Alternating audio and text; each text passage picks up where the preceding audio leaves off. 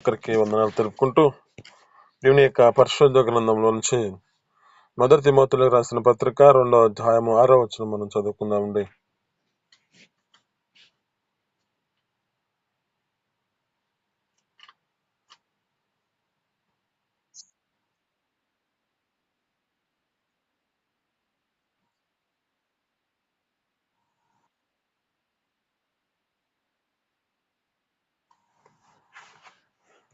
ఇక్కడున్న మాటలను బట్టి అందరి కొరకు మన ప్రభువైన యేసు క్రీస్తు క్రయధనముగా, విమోచన క్రయధనముగా తన్ను తాను సమర్పించుకున్నాడంట.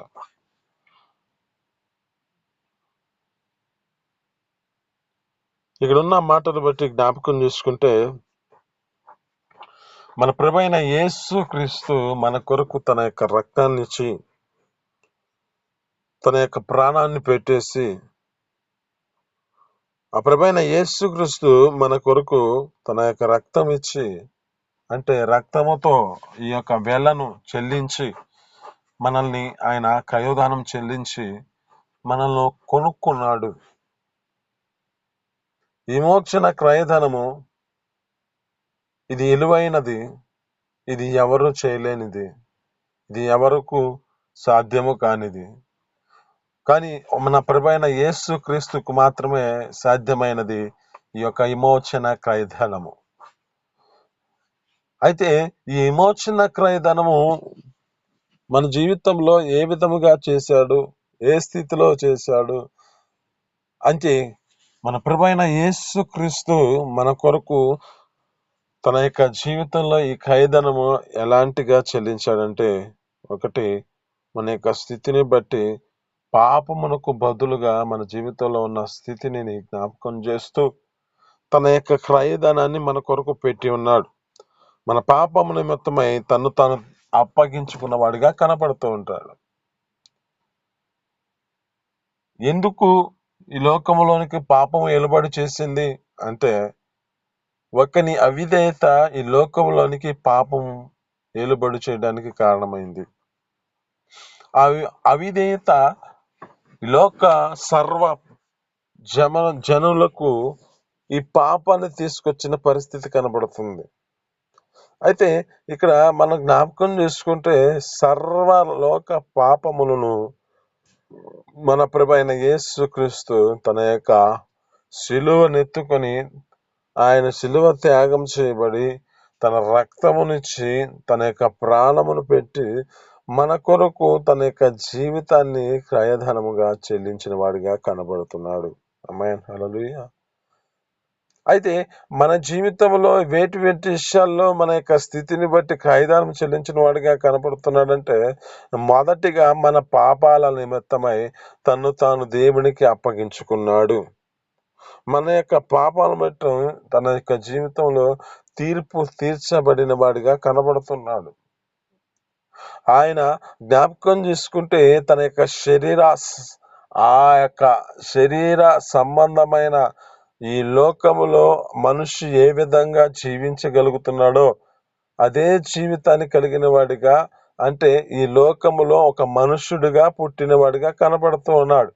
కానీ తన జీవితంలో ఎలాంటి పాపము చేసిన వాడిగా కనపడడు. తన యొక్క రక్తాన్ని పెట్టిన వాడు, తన యొక్క ప్రాణాన్ని పెట్టిన దేవుడు ఈ క్రయధనము ఎందుకు చెల్లించు ఉన్నాడంటే, ఎవరో నశించుట తమ జీవితాలలో ఆయనకి ఇష్టం లేని స్థితిలో ఉన్నాడు. అందుకే ప్రతి మనిషి తన జీవితంలో పరిశుద్ధపరచుటకై తన యొక్క జీవితాన్ని సరిచేస్తూ తన పాపముల నిమిత్తమై వారి యొక్క చేసిన దోషాల నిమిత్తమై తన్ను తాను బలిగా అర్పగించుకున్నాడు. రెండవదిగా మన జీవితాలలో ఏమిటి అంటే, దేవుడు మానవుని యొక్క జీవితంలో ఆ మానవుడిగా ఈ యొక్క స్థితిని బట్టి నడిపించబడిన మొదటి ఆ యొక్క ఆదాము చేసిన అవిధేయత, ఆ నరుడిగా పుట్టిన ఆ యొక్క వ్యక్తి ఆ అవిధేయత వలన ఈ లోకములో పాపం ఏర్పడి చేస్తున్న స్థితిలో ఉంటే, మానవుడిగా ఏర్పరచబడిన వాడిగా తన యొక్క స్థితిని బట్టి ఒక మనిషిని పోలికగా పుట్టినవాడిగా కనబడుతూ ఉన్నాడు మన ప్రభువైన యేసుక్రీస్తు. తన జీవితంలో విధేయతను చూపించిన వాడిగా ఉన్నాడు. అక్కడ ఏమంటుంది అంటే శిలువ మరణము పొందినంత విధేయతను చూపించిన వాడిగా కనబడుతున్నాడు అంటుంది. అంటే తన యొక్క ప్రాణాన్ని పెట్టిన దేవుడు తన యొక్క జీవితంలో తన యొక్క స్థితిని బట్టి మన కొరకై తన యొక్క మానవుడుగా జన్మించిన వాడిగా తనకున్న అధికారాన్ని విడిచిపెట్టాడు. తనకున్న ఆ యొక్క పరలోక రాజ్యాన్ని విడిచిపెట్టేశాడు. తనకున్న స్థితిని బట్టి తనకున్న ఏ జీవితం ఉన్నదంటే ఒక ఉన్నతమైన స్థితిలో ఉన్న ఒక దాసునిగా స్వరూపాన్ని ధరించిన వాడే, ఆ దాసునిగా తన జీవితాన్ని నడిపించిన వాడే, ఒక నరుడుగా, ఒక మానవుడిగా, ఒక మనుష్యుడిగా పుట్టినవాడిగా కనపడుతున్నాడు. ఈ దినం మనతో మాట్లాడుతున్న మాటల్లో చాలా జాగ్రత్తగా గమనిస్తే మన ప్రభు అయిన యేసుక్రీస్తు మన కొరకు చేసిన త్యాగము మన పాపాలను క్షమించడానికై, మన పాపాల యొక్క జీవితంలో శపించబడిన వారి యొక్క స్థితిని బట్టి ఆ విధమైన దానిలో జన్మించకుండా, ఆ విధమైన దానిలో జీవించకుండా ప్రతి మనిషిని తన జీవితంలో రక్షించడానికై తన యొక్క ఖైదానం ఇచ్చిన వాడిగా కనబడుతున్నాడు. ఒక దేవుడు మానవుడిని ఏ విధంగా ఖైదానం ఇచ్చాడంటే ఆ మనుష్యుడు ఆ పాపములను చనిపోకూడదు, ఆ దోషంలోనే తన జీవితాన్ని నడిపించుకోకూడదని ఒక మానవుడిగా పుట్టిన వాడిగా కనబడుతున్నాడు మన ప్రభువైన యేసుక్రీస్తు. మూడవదిగా మన జీవితాల్లో జ్ఞాపకం చేసుకుంటే ఏమిటి అంటే ఆయనే ప్రేమను మన జీవితాలలో అనుగ్రహించిన వాడిగా కనపడుతూ ఉన్నాడు. మనల్ని ప్రేమించిన దేవుడు మన యొక్క జీవితాలలో ఏ విధమైన స్థితిలో నడిపించబడుతున్నామో మన స్థితిగతులను ఎరిగిన దేవుడు ఆయనే మన జీవితాలలో తన యొక్క అద్వితీయ కుమారుని మనకు అనుగ్రహించిన వాడిగా కనపడుతున్నాడు. యోహాను సువార్త 3వ అధ్యాయంలో 16వ వచనంలో ఉన్న మాట, దేవుడు లోకమును ఎంతగానో ప్రేమించెను కాగా తన అద్వితీయ కుమారుని యందు విశ్వాసముంచు ప్రతివాడు నశింపక నిత్య జీవము పొందుకోవాలనని ఆయన అద్వితీయ కుమారుడైన ప్రభువైన యేసుక్రీస్తుని మన కొరకు అప్పగించాడంట. ఆమేన్. ఆయనను మన కొరకు అనుగ్రహించాడు. ఈ అనుగ్రహించిన స్థితి ఎందుకు అంటే మనల్ని ప్రేమించిన దేవుడు, మనల్ని ప్రేమించి లోకమును ప్రేమించి ఎవరు నశించుట ఇష్టం లేకుండా తమ యొక్క జీవితాలలో ఒక నిత్య జీవార్థమైన పరలోక రాజ్యానికి వెళ్ళాలని మన ప్రభువైన యేసుక్రీస్తుని మన కొరకు అనుగ్రహించాడు అంట. 3, మన జీవితాలలో ప్రేమను అనుగ్రహించు క్రయధనము చెల్లించిన వాడిగా కనబడుతున్నాడు. మరి 4వది మన జీవితాలలో ఏమి ఇచ్చాడంటే మన కొరకై తన జీవితంలో కృపనిచ్చిన వాడిగా తన స్థితిని బట్టి జ్ఞాపకం చేసుకుంటే కృప ఎలా ఇచ్చాడు అంటే ఆయనే ఒక ఆహారముగా ఈ లోకములో జీవము కొరకే తన స్థితిని బట్టి తన యొక్క స్థితిని బట్టి తన శరీరాన్ని మన కొరకు తన యొక్క ఆహారముగా మనకు ఇచ్చాడు. ఆహారముగా తన శరీరాన్ని మార్చుకొని ఇప్పుడు మనం లోకంలో చేస్తున్న దాన్ని బట్టి జ్ఞాపకం చేసుకుంటే ప్రతి మనిషి ఈ నెలలోపు తమ యొక్క జీవితాలలో ఏదో ఒక వారంలో తమ యొక్క స్థితిని బట్టి తన రక్తాన్ని తన శరీరాన్ని జ్ఞాపకం చేసుకుంటూ తింటున్నది ఏమిటి అంటే తన యొక్క జీవితంలో మనకి ఇంత కృపనిచ్చాడు. నేనిచ్చు ఆహారము లోకములకు జీవము కొరకైన నా శరీరము అంటున్నాడు ఆయన. తన యొక్క శరీరాన్ని మన కొరకు తన జీవితంలో చెల్లించిన వాడిగా, తన యొక్క జీవితంలో తన యొక్క శరీరాన్ని ఇచ్చిన వాడిగా కనపడుతున్నాడు అంటే, ఈ యొక్క శరీరం మన జీవితాల్లో ఆయన ఆ కృపనిచ్చినడు క్రయధనం చెల్లించిన వాడిగా కనపడుతున్నాడు. అంటే మన ప్రభు అయిన యేసుక్రీస్తు యొక్క త్యాగం మనం మర్చిపోకూడదు. ఆయన చేసిన తన జీవితంలో ఎంతగా తన రక్తాన్ని ఇచ్చాడో, ఎంతగా తన ప్రాణాన్ని పెట్టాడో, ఎంతగా తన జీవితాన్ని అప్పగించుకున్నాడో మనకి స్పష్టముగా కనబడుతుంది. మరి ఈ లోకంలో చేస్తున్న దాన్ని బట్టి జ్ఞాపకం చేసుకుంటే, ఈ దినాలలో అనేక మంది జీవితాలలో, శ్రమల దినాలలో ప్రతి మనిషి వెంబడిస్తున్న స్థితి కనబడుతూ ఉంది. మరి వెంబడిస్తున్న మన జీవితాలలో ఆయన శిలువ త్యాగం ఎలా చేయబడ్డాడు, ఆయన తన జీవితాల్లో క్రయధనముగా ఎందుకు చేయబడ్డాడు, ఆయన ఎందుకు ఈ విధమైన స్థితిలో నడిపించబడ్డాడో మనకు గుర్తు చేస్తున్న మాటలు బట్టి, మన జీవితాల్లో మన యొక్క స్థితిని బట్టి గుర్తు చేసుకుంటూ మన జీవితాలు నడిపించుకోవాలి. ఎందుకంటే ఆయన మనల్ని ఇలువ పెట్టి కొనుక్కున్నాడు.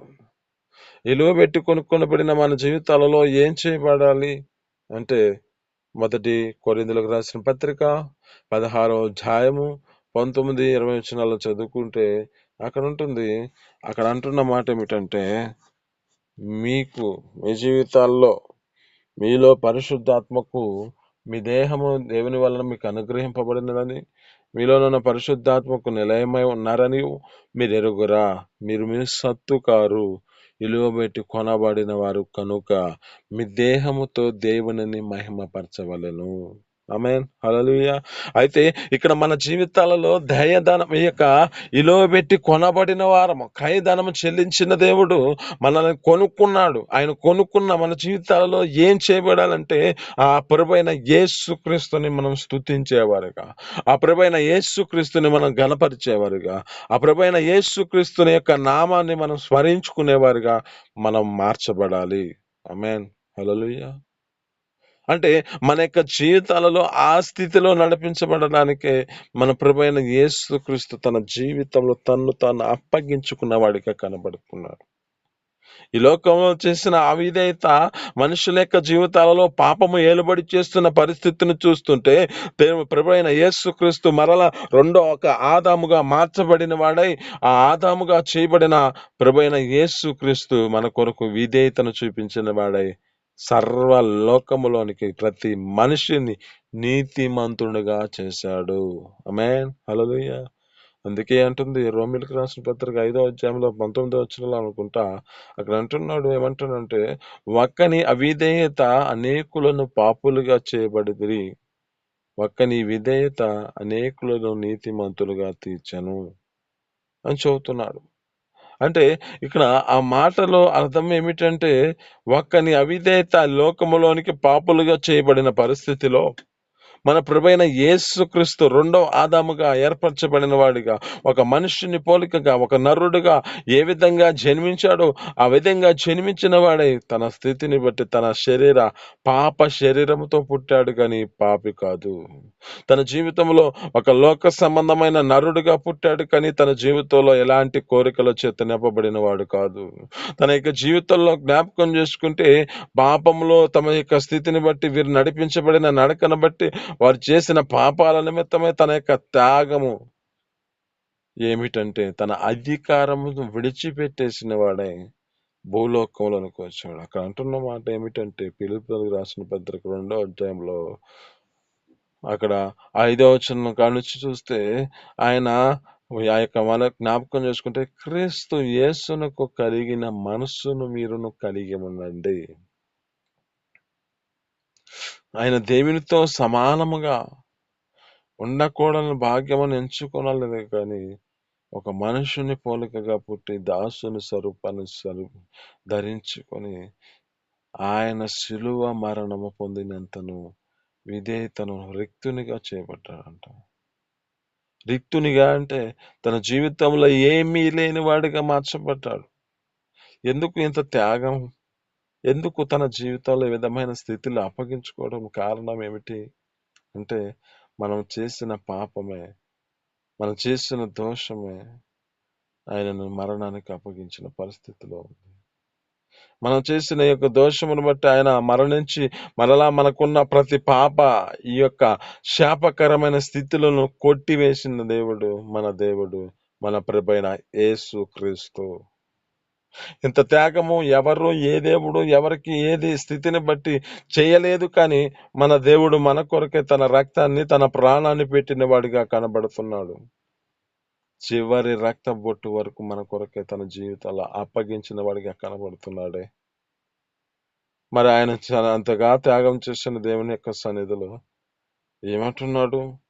నీ దేహము దేవుని వలన అనుగ్రహింపబడినదని, నీలో ఉన్న పరిశుద్ధాత్మకు నిలయమై ఉన్నావని నువ్వు ఎరుగవా?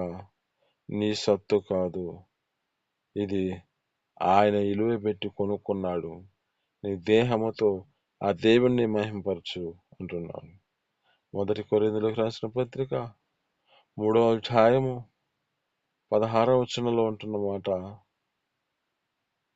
అక్కడ అంటున్న మాట జ్ఞాపకం చేసుకుంటే ఏమంటున్నాడు అంటే, ఆయన అక్కడ అంటున్న మాట కూడా, ఎవడైనా దేవుని ఆలయమును పాడు చేసిన ఎడల నేను వాడిని పాడు చేసును అంటున్నాడు. ఎందుకంటే ఈ ఆలయము పరిశుద్ధమైనది, ఈ ఆలయము మీరై ఉన్నారు అంటున్నాడు. అంటే ఈ ఆలయముగా మనం మార్చబడిన మన జీవితాలలో ఈ ఆలయాన్ని మనం పరిశుద్ధమైనదిగా మనం మార్చుకోవాలి. ఈ ఆలయమును మన జీవితాలలో పాడు చేసేవారిగా మన జీవితాలు ఉండకూడదు. కానీ మనము మన జీవితాలు కాపాడుకుంటూ అపరిశుద్ధమైన ఆలయముగా మనం మార్చబడ్డామని దేవుడు చెబుతున్నాడే. మరి ఆలయము మన జీవితాలలో పరిశుద్ధమైన ఆలయముగా మార్చబడాలి. కనుక మన యొక్క స్థితిని గుర్తు చేస్తున్న మాటలను బట్టి నీ జీవితంలో ఏ విధమైన పరిస్థితుల్లో నడిపించబడ్డావో, ఒకటి నీ జీవితంలో ఆయన నీ కొరకు పాపముకు బదులుగానున్న ఆయన మన కొరకు క్రయదానం చెల్లించాడు. అలాగే దేవుడు మానవుడు తన జీవితంలో ఉన్న పరిస్థితిని బట్టి ఒక మానవుడిగా క్రయదానం చెల్లించాడు. ఆయన ప్రేమను అనుగ్రహించి క్రయదానం చెల్లించిన వాడిగా కనబడుతున్నాడు. ఆయన కృపను చూపించి నీకు క్రయదానముగా చెల్లించిన వాడిగా కనబడుతున్నాడు. అయితే మన జీవితాల్లో ఇంకా ఏం చేస్తున్నాడంటే కృతజ్ఞతగా జ్ఞాపకం చేసుకుంటూ క్రయధనం చెల్లించిన వాడిగా కనబడుతున్నాడు. ఇది మీ కొరకు ఇయ్యబడుచున్న నా శరీరము అని నన్ను జ్ఞాపకం చేసుకున్నకై దీనిని చేయండి అంటున్నాడే. దీనిని చేస్తూ ఉన్నారు. అనేక మంది జ్ఞాపకం చేసుకుంటున్నారు. దీనికి కారణం ఏమిటి అంటే, మనము గుర్తు చేసుకుంటూ కృతజ్ఞతగా మన జీవితాలకు నడిపించబడుతూ ఆయన సన్నిధిలో, అయ్యా నీవు ఇచ్చిన ఈ ధన్యతనయ్యా, నాకు ఇచ్చిన ఈ భాగ్యమే అని ప్రతి వారి జీవితాలలో జ్ఞాపకం చేసుకుంటూ కృతజ్ఞతగా తన జీవితాల్లో తన యొక్క క్రయధనము జ్ఞాపకం చేసుకుంటూ ఆ క్రయదానాన్ని చెల్లించిన వాడిగా కనపడుతున్నాడు. కనుక మనము ఆయన రక్తాన్ని, ఆయన శరీరాన్ని మనం నిర్లక్ష్యం చేయకూడదు. ఆ దేవుని యొక్క సన్నిధిలో మనం చేసిన ఆ యొక్క మన యొక్క స్థితిని బట్టి మనం చేసిన ఈ యొక్క అవిధేయతలన్నింటినీ దేవుని ఎదుట ఒప్పుకొని ఒక శుద్ధీకరించుకొని పరిశుద్ధతలో మనం నడిపించబడుతూ ఆయన రక్తమును ఆయన శరీరమును తినుటూ మన జీవితాలు నిత్యము ఆయన నిత్య జీవార్థమైన పరలోక రాజ్యానికి వారసులుగా చేసుకుందాం. ఎందుకంటే అంటున్నాడు ఒక మాట, అక్కడ వారి ప్రేతులు వారు అక్కడ ఉన్న వారందరినీ కడుగుతున్నాడు. అక్కడ ప్రభువైన యేసుక్రీస్తు కడుగుతున్న ఆ సమయంలో ఆ పేతురు అంటున్నాడు కదా, అయ్యా నన్ను కడగొద్దయా అని చెబుతున్నాడు.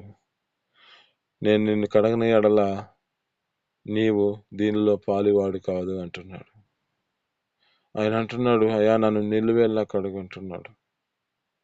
ఇదను నీతో మాట్లాడుతున్న మాటలు బట్టి నీ జీవితంలో ఆయన నేను కడిగి నేను రక్షించాడే. ఒక రక్తానికి నీ జీవితంలో ఒక స్థితిని బట్టి నువ్వు ఒక రక్షణ పొందుకున్న వాడిగా కనబడుతున్నావే. మరి ఆ రక్షణను నిర్లక్ష్యం చేస్తున్నావా? ఆ దేవుని యొక్క ఆలయముగా మార్చబడిన నీ యొక్క హృదయాన్ని జాగ్రత్తగా కాపాడుకుంటున్నావా? ఆ నిత్య జీవార్థమైన పరలోక రాజ్యానికి నిన్ను వారసులుగా చేసుకోవాలని ఆశపడుతూ ఆయన నీ కోసం చేసిన త్యాగాన్ని మర్చిపోతున్నావా? ఆ ఖైదానాన్ని మర్చిపోయే పరిస్థితుల్లో నీ జీవితం నడిపించబడుతుందా? ఇల్లు పెట్టి కొనుక్కున్న వాడిని దేవుని యొక్క సన్నిధిలో నీ దేహముతో దేవుడిని మహిమపరచమంటున్నాడు. మరి మహిమపరిచే పరిస్థితి నీ జీవితంలో ఉన్నదా? లేక దాన్ని విడిచిపెట్టే పరిస్థితి జీవితంలో నడిపించబడుతున్నావా? ఒకసారి గుర్తు చేసుకో.